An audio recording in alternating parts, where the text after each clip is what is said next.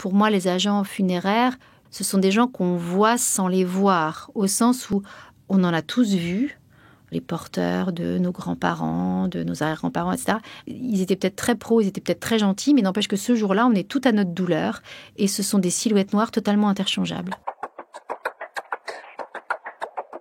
Marie Boéton est journaliste à La Croix l'Hebdo. À l'occasion de la Toussaint, elle a choisi de suivre le quotidien de plusieurs agents des pompes funèbres dans la ville d'Orléans. Son but, donner la parole à ces femmes et ces hommes de l'ombre afin de mieux comprendre pourquoi la mort fait l'objet d'un tel tabou dans nos sociétés.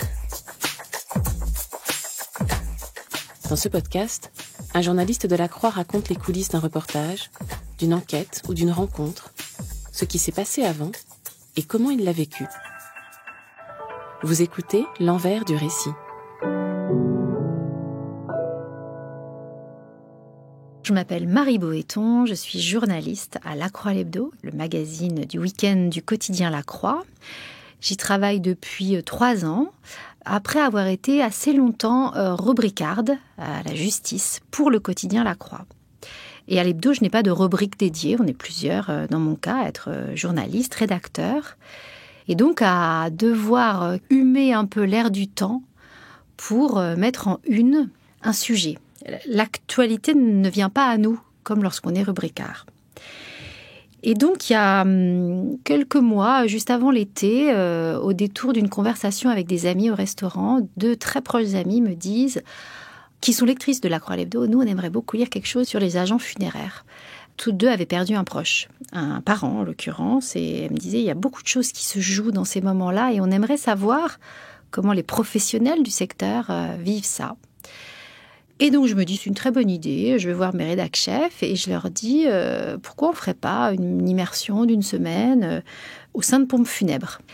Et mes rédac chefs, tout de suite, sont très enthousiastes. Ils me disent, c'est très bien, vas-y, c'est super. Bon. Moi, pour le coup, je retourne les voir 3-4 jours après et je leur dis, non, en fait, c'est une mauvaise idée. Les gens n'ont pas envie de lire ça.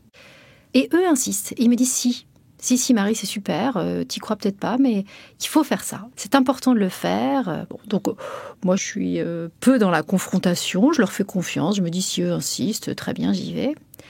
Et je réalise d'ailleurs que cette hésitation de ma part, qui ne m'était, je pense, jamais arrivée auparavant, le fait de proposer un sujet et de revenir dessus, était assez emblématique d'une société qui refoule la mort. Et je me disais finalement avec le recul, non mais les gens n'ont pas envie de lire sur la mort, parce que les gens sont dans une certaine forme de déni vis-à-vis de la mort.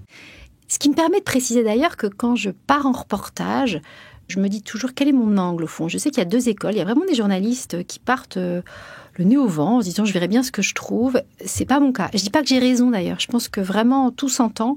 Moi je pars toujours en me disant je vais raconter ça, mais je vais dire autre chose en parallèle. J'ai une rédac chef, Anne Ponce, qui dit toujours tu vas me raconter ça, d'accord, mais qu'est-ce que tu vas me dire par-delà ce que tu vas me raconter ? Et là, en l'occurrence, je suis partie en me disant je vais raconter le métier d'agent funéraire, qui eux-mêmes s'appellent croque-mort d'ailleurs. Ils assument totalement ce terme. Donc le métier de croque-mort, je vais raconter ça. Je vais raconter la vie de gens dont la mort est le métier, qui vivent dans une société qui refoule la mort. C'est ça, en fait, mon angle. C'est leur métier et personne ne veut en entendre parler.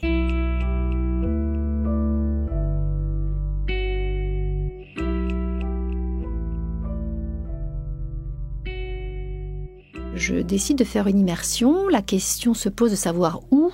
Il y a 4000 agences de pompes funèbres en France. Pourquoi l'une plus que l'autre ? Là, c'est à nouveau, en parlant avec une amie, elle me dit « Mais tu devrais choisir une agence de pompes funèbres qui l'est depuis plusieurs générations. » Je cherche de manière tout à fait aléatoire sur Internet. J'en trouve 2, une à Rochefort, une à Orléans. Je décide d'aller à Orléans. Et là, le patron de cette entreprise me dit très vite « Oui, vous pourrez faire une immersion, vous verrez ce que vous voudrez, qui vous voudrez. » J'ai toute l'attitude, ce qui est très important pour nous, journalistes. Et donc, je décide de partir 1 semaine au contact de ces agents funéraires. Et donc, je vais à Orléans. Je loge à Orléans 1 semaine dans un petit hôtel du centre-ville Et à partir de là, je vais graviter à la fois dans une agence du centre-ville qui accueille les familles une fois qu'elles viennent d'apprendre la mort d'un proche.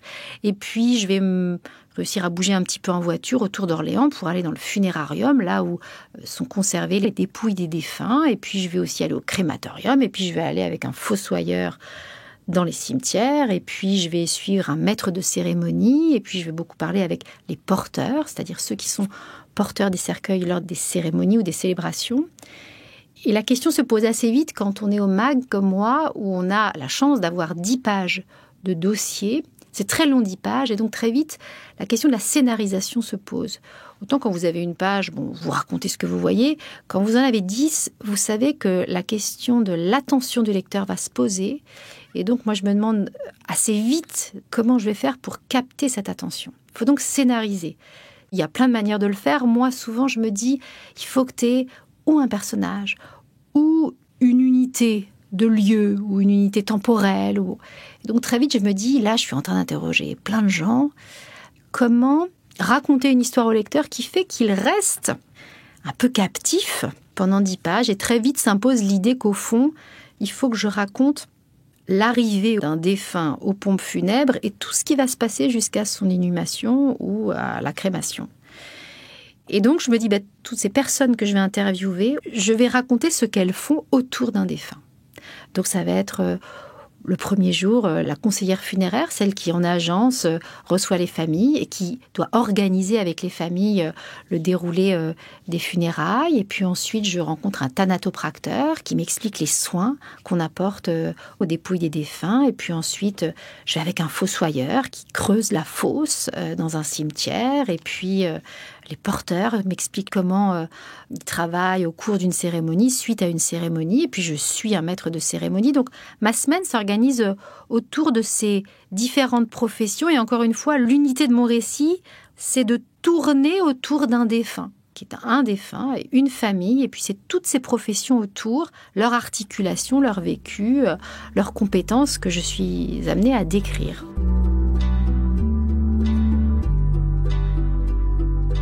Donc j'y vais tous les jours, ça dure 6 jours. Le soir, moi, quand je suis en reportage en région ou à l'étranger, j'aime beaucoup continuer à bosser le soir en lisant. C'est-à-dire que dans la journée, je fais du terrain et le soir, j'emmène toujours avec moi 2-3 bouquins de sociologues, d'historiens, etc. Donc là, typiquement, le soir, je lisais l'histoire de la mort en Occident. C'était une manière de mettre à distance ce que j'avais vécu dans la journée et de lui donner de l'épaisseur aussi. Je fais pas ça quand je fais du reportage et que je suis amenée à rentrer chez moi parce que j'ai une vie de famille et que, évidemment, ça passe avant tout. Mais quand je suis sur le terrain, j'adore le soir rester immergée dans ce que je fais, en fait. Et là, en l'occurrence, pour ce reportage, c'est poser la question de ma pratique journalistique. À 2 moments, et je pense que ça ne m'était jamais arrivé, et ça fait 20 ans presque que je suis journaliste, la question s'est posée de savoir jusqu'où je devais me livrer moi-même. C'est-à-dire que quand on est journaliste, on n'est évidemment pas le sujet de son enquête, on décrit ce qu'on voit, on transmet ce qu'on nous raconte, et puis on le remet en perspective, intellectuellement, sociologiquement, historiquement, anthropologiquement, bref. Mais la question de savoir ce qu'on ressent ne se pose pas. Ça peut un peu se poser pour des portraits, mais pas pour des reportages comme ça, immersifs. Et là, en l'occurrence, j'ai eu 2 moments assez forts dans ce reportage où la question s'est posée de savoir si je devais me mettre en scène. Alors, se mettre en scène, c'est pas tout un paragraphe. En l'occurrence, c'était 1 ou 2 phrases, mais quand même, ça m'a questionnée. Le premier, c'est la première fois que je suis confrontée à un défunt. Je m'y préparais évidemment, c'est pas la question. C'était malgré tout un choc de voir les premières dépouilles qui étaient comme ça devant moi. Et je vous resitue la scène juste. On est donc dans un funérarium, une famille demande à voir son défunt. Les familles peuvent en fait venir même jour et nuit dans les funérariums, elles ont souvent un code, etc. Donc là, en l'occurrence, c'est une famille qui vient en journée. La conseillère funéraire qui est là dit bien sûr, patienter dans tel salon. Et donc cette conseillère me dit, vous voulez venir avec moi ? Je dis bien sûr.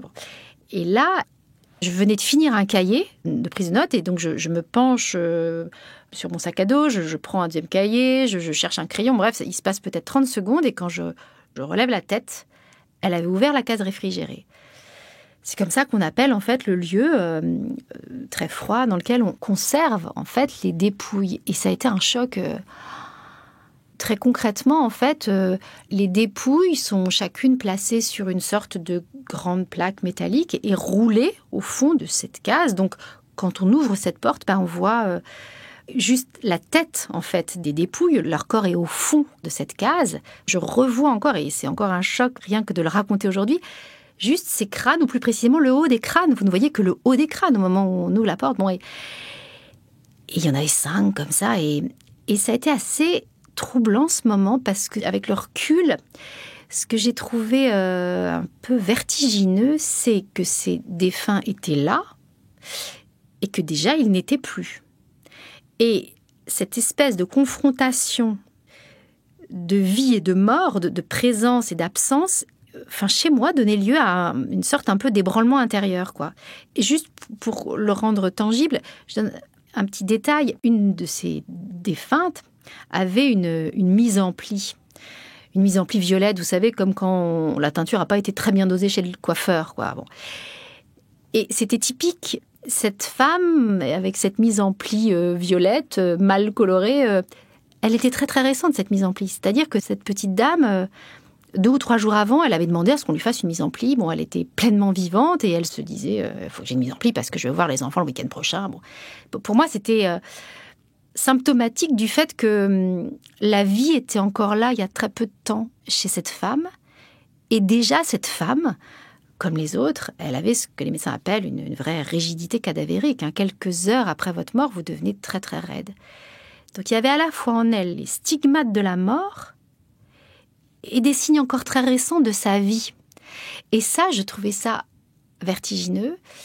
Et je me disais, est-ce que tu dois dire, au moment de l'écriture, est-ce que tu dois dire ça? Est-ce que tu dois écrire que toi, ça t'ébranle? Ou est-ce que c'est pas le sujet? Parce que je ne suis pas le sujet du papier, évidemment. Et ça a donné lieu à une forme de négociation intérieure en moi où je me disais, mais est-ce que c'est ta place de dire en une phrase que ça te bouleverse un peu? J'ai fini par me dire oui, écris-le, parce que peut-être que là, tu touches à quelque chose d'universel et peut-être que le lecteur, lui aussi, ça l'ébranle. Et une fois que j'ai décidé de l'écrire, là, c'est posé une autre question, c'est que j'avais pas les mots pour le dire. Je tournais le truc dans ma tête et en fait, les mots étaient trop faibles. Les mots étaient presque impuissants à rendre compte de cet ébranlement. Et du coup, je termine avec une phrase qui est un peu bête dans mon papier, où je dis, voilà, les mots sont trop étroits pour dire ce que je veux dire.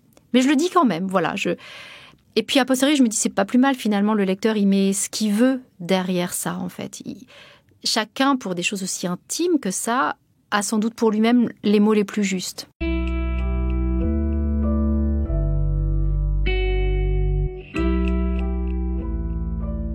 Et puis il y a eu un deuxième moment, j'étais dans un crématorium. C'est extrêmement violent, le moment où un cercueil comme ça est englouti par l'appareil crématoire. Et là, le crématiste, c'est comme ça qu'on appelle les agents qui travaillent dans les crématoriums, me dit très gentiment, alors venez, je vous emmène derrière, vous allez voir techniquement, etc. Bref. Donc, il m'emmène dans la salle derrière. Et là, je le vois, il regarde au travers des œilletons, etc. Si, comme il dit, tout se consume normalement. Et derrière lui, il y a des poubelles. Des poubelles qui accueillent ce qui ne fond pas. Et ce qui ne fond pas, ce qui ne se consume pas, c'est les clous du cercueil, les vis plus précisément. C'est aussi les prothèses de hanches, de genoux, des jambes. Et derrière lui, il y a ces poubelles de tri, quoi, de tri sélectif.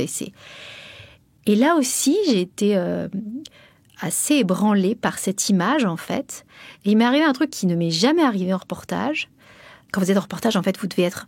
moi, j'essaie d'être à fond une éponge. C'est-à-dire que non seulement j'écoute le mec qui me parle, mais en plus, j'essaie de voir en même temps tout l'informel, les non-dits, l'intonation de la voix, l'atmosphère autour, etc. Bref, donc on est hyper concentré quand on est sur le terrain. Et là, tout d'un coup, je bug. C'est-à-dire que je n'entends plus, je ne l'écoute plus. Je bug au sens où je reste fixée sur ces poubelles qui, pour moi, sont d'une extrême violence. La personne qui était en train d'être crématisée, je l'avais vue avant, j'avais vu sa dépouille, j'avais vu la mise en bière, et je me disais, et là, dans 1 heure, ça prend en gros 1 heure, 1h15, une crémation. Là, je me dis, en fait, bientôt, il y aura dans cette poubelle-là la prothèse de ce monsieur. Et là aussi, je me suis dit, est-ce que je dois dire au lecteur, au moment d'écrire mon papier, est-ce que je dois lui dire que là, je n'écoutais plus ce que me disait ce monsieur. Je sais très bien, il était en train de me dire, voilà, il faut que ça aille à 1200 degrés, si ça va à 1300, il y a un problème, c'est dangereux parce que tata. Mais en fait, j'étais plus là. Et pareil, je me suis dit au fond, oui, faut dire qu'à ce moment-là, je suis pendant 1 ou 2 ou 3 minutes, j'étais ébranlée et je n'étais plus capable d'entendre ce qu'on me racontait.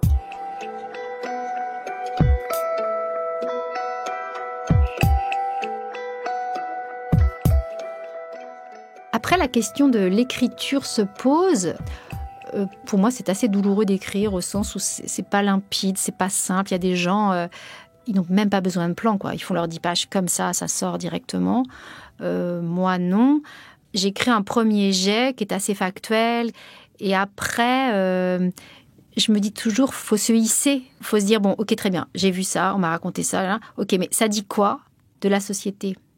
Ça dit quoi de l'époque ? Ça dit quoi de notre regard, en l'occurrence là, sur cette profession ? Parfois, je me dis j'exagère un peu, je me caricature un peu moi-même, mais parfois, je trouve qu'il y a certains reportages, je me dis c'est presque un alibi, en fait. C'est presque un alibi pour dire l'époque, dans ses déchirements, dans ses paradoxes, dans ses angles morts, dans sa beauté. Et donc, moi, j'ai toujours 2 moments d'écriture, quoi. Un moment assez factuel et puis un moment où...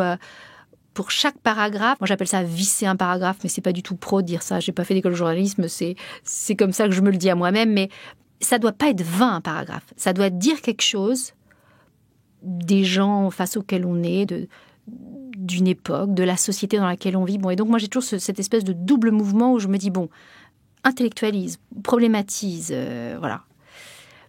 Par ailleurs, dans l'écriture, moi je trouve qu'il y a quelque chose qui est assez particulier, qui n'est pas très facile à assumer, je vais dire. C'est que quand je suis sur le terrain, j'essaie d'être le plus empathique possible, et aux gens, et aux situations, et à l'atmosphère, vraiment être dans l'écoute au maximum. Et en revanche, dans l'écriture, je suis assez dure, je suis assez, j'ai presque envie de dire, intraitable, au sens où je me dis, va falloir que tu trappes plein de choses. Si tu veux garder un récit, une cohérence, une unité temporelle, il y a plein de gens, malheureusement, que tu as interviewés, qui étaient super et qui ne vont pas être présents dans ton papier. Dans ce papier-là, très concrètement, je crois qu'il y a 7 personnes qui interviennent dedans, ce qui est déjà beaucoup. Et j'ai repris mes notes, j'en ai interviewé 16 des personnes. Donc ça veut dire qu'il y a beaucoup de personnes qui m'ont donné du temps, qui m'ont dit des choses passionnantes, mais qui, vu le scénario que je retiens, pour l'attention du papier, n'y figure pas. Je prends un exemple très concret. Il y a une conseillère funéraire qui s'appelle Clémentine Serré, qui m'a super bien accueillie, qui était passionnante et qui m'a vraiment expliqué des choses très fines sur les contrats obsèques. Elle n'est pas dans mon papier. Elle n'est pas dans mon papier parce que c'est pas mon angle. Mon angle, c'est que je suis une défunte et toutes les professions qui tournent autour. Et du coup, voilà, il y a une sorte de hiatus entre une écoute maximale sur le terrain et au moment de l'écriture, la nécessité, selon moi, d'angler énormément les choses et donc, malheureusement, de devoir trapper des moments qui, en fait, sont très beaux et qui, d'ailleurs, souvent, je me dis, tiens, ça, ce serait un autre papier. Bon, ça peut donner lieu à d'autres articles, en effet.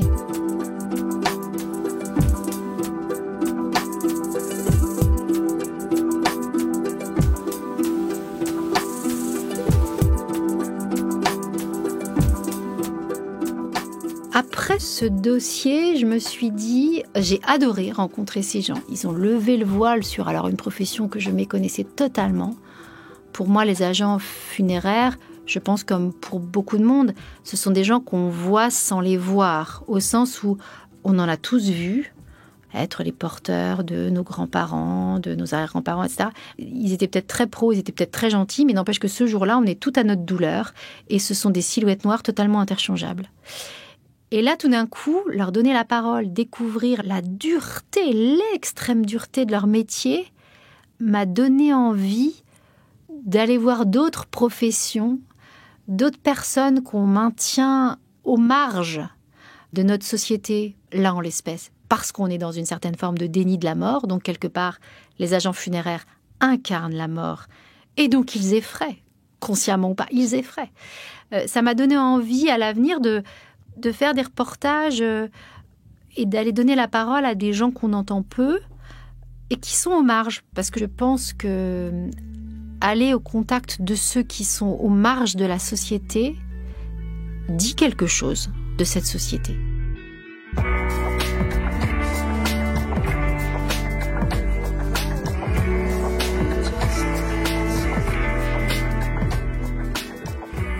Vous venez d'écouter un épisode de L'Envers du récit. Vous pouvez retrouver le reportage de Marie Boëton sur le site et l'appli La Croix. Le lien est disponible dans le texte de description. N'hésitez pas à partager cet épisode et à vous abonner à notre podcast. L'Envers du récit est à écouter sur toutes les plateformes, sur le site et l'appli La Croix.